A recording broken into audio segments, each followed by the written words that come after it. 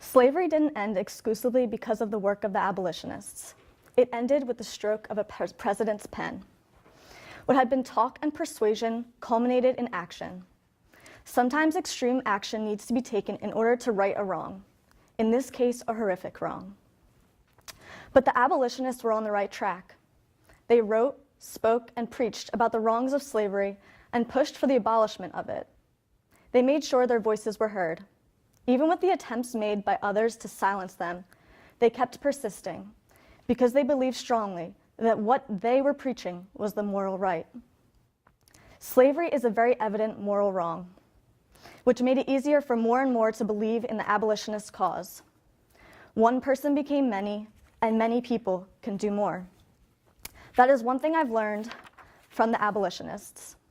I am just one of many people who wish to fight against the wrongs of racism and white supremacy on this campus and in the world. But we are not united, we are not one. The perfect place to start this abolitionist-inspired work is here at Colgate. We are all ignorant if we believe that Colgate is not a victim of white privilege. I cannot speak for the students of color at this school, just as the white abolitionists could not speak for the slaves. But I have had my eyes opened to the wrongs that occur on this campus, and I want to, now, more than ever, work to right these wrongs. I need support. I need you. We need each other. I would be foolish to think that I alone could end racism. While I have learned that talking about the issues is important, it is just one step in the process. I have learned from the abolitionists that trying to end something through rhetoric alone might not accomplish all that you wish to accomplish. So instead, I will fight with action.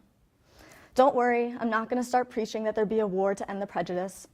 Instead, I want us all to agree to step up and listen. Yes, listen.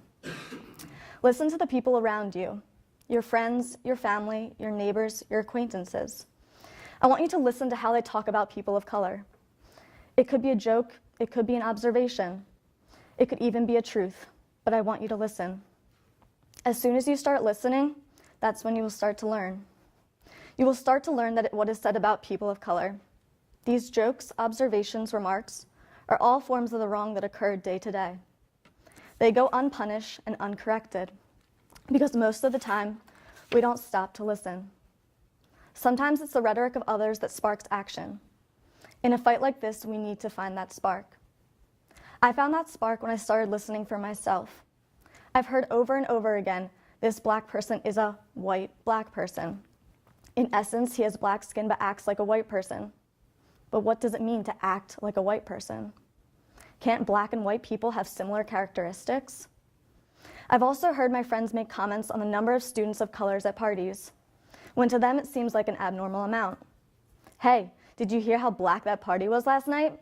It was like the entire black student body came out to party. Fucked up, right? I keep listening and listening, but I can only listen for so long. With my thoughts overwhelming me, it has now reached the point where I need to say something.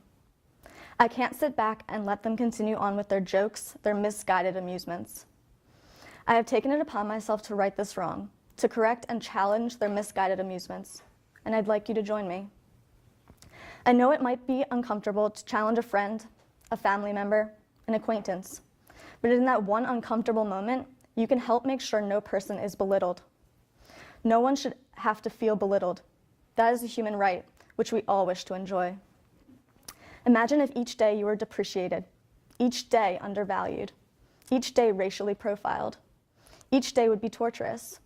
Let's instead work together to listen and to challenge. Let's make each and every day worthwhile for each and every person. Thank you.